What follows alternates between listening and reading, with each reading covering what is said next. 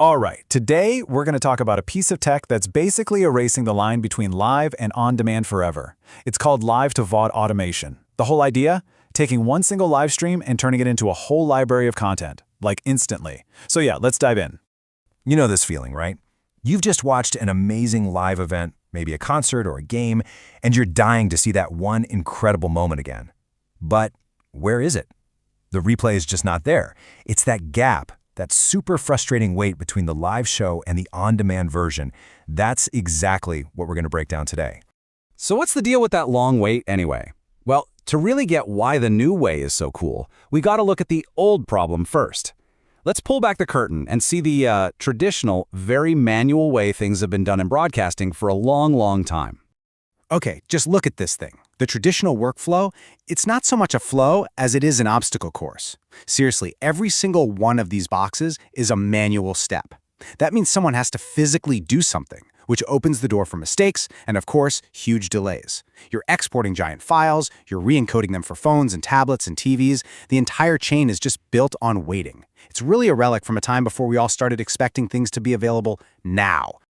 And moving at a snail's pace isn't just annoying for the audience, For the people making the content, it's a total nightmare. It just eats up hours of labor, which drives up costs.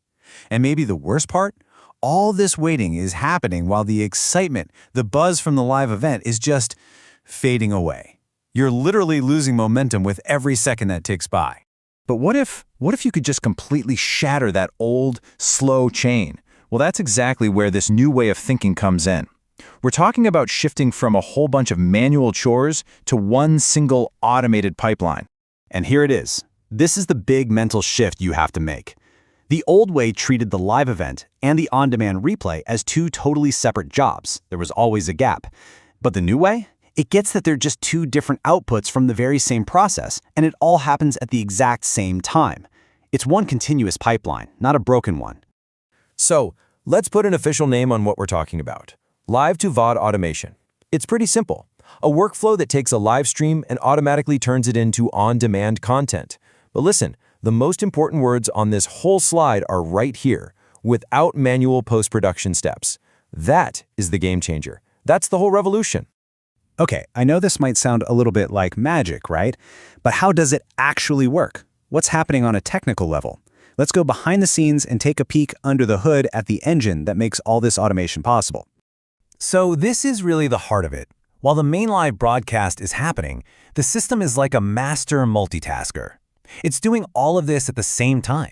It's recording the stream, it's chopping up the content, it's creating all the important metadata, it's transcoding for every device you can think of, and it's packaging it all up and getting it ready to publish. It's all happening in real time.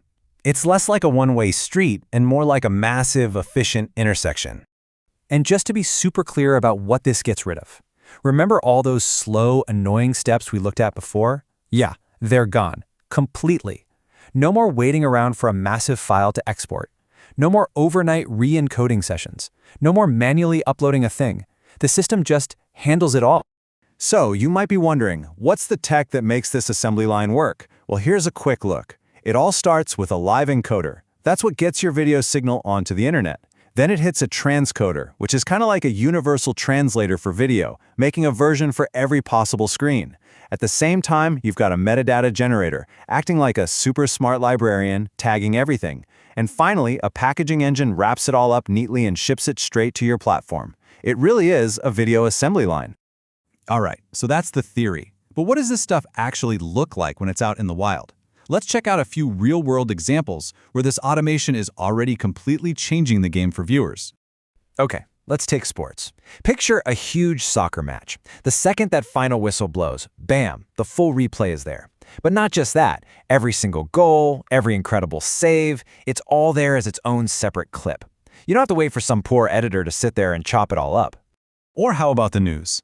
A news broadcast ends, and immediately every single story from that show is available as its own clip. No more scrubbing through a 30-minute program just to find that 1-2-minute story you actually wanted to see. And it's the exact same idea for things like live podcasts or talk shows.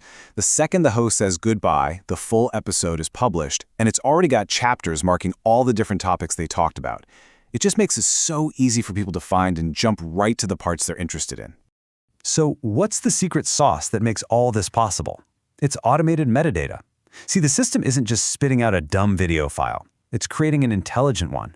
By automatically tagging things like who's talking, what the topic is, and adding all the right time codes, it turns a simple recording into a totally searchable, easy-to-navigate piece of content that has value the very second it's made. Okay, so it's fast, we get it. But beyond just speed, what's the real business impact? Why should content creators and media companies really care about this? I love this metaphor. It really nails it. It turns live production into a content factory. You're not just making one thing anymore, one live event. Nope, you're now running a system that takes that one event and multiplies its value over and over again. So let's break that down a bit. What exactly does this factory pump out from just one single live event? Well, from that one live feed, the factory floor goes crazy. It's spitting out the full-length replay, of course, but also highlights, short clips, segments already formatted perfectly for social media. It's just this huge cascade of content, all from that one original source. And this is the key, all created with basically zero extra work from your team. So when you add it all up, the benefits are just crystal clear. You get your stuff out to your audience way faster. Your team isn't buried in busy work anymore. You stop doing the same thing twice. You end up with a ton more content, which, naturally, opens up all kinds of new ways to make money from it. It's really a win-win-win. Look, if you remember only one thing from this, let it be this. Live production and creating on-demand content are not two separate things anymore. They're not two different worlds. This tech merges them into one single, incredibly efficient automated pipeline. That's the whole story. And that really leaves us with a pretty big question to chew on, doesn't it? If just one stream can instantly create an entire library of intelligent, searchable content, what does that actually mean for the future of media, for archives, for how we all find and consume information? It's a lot to think about. Thanks so much for tuning in.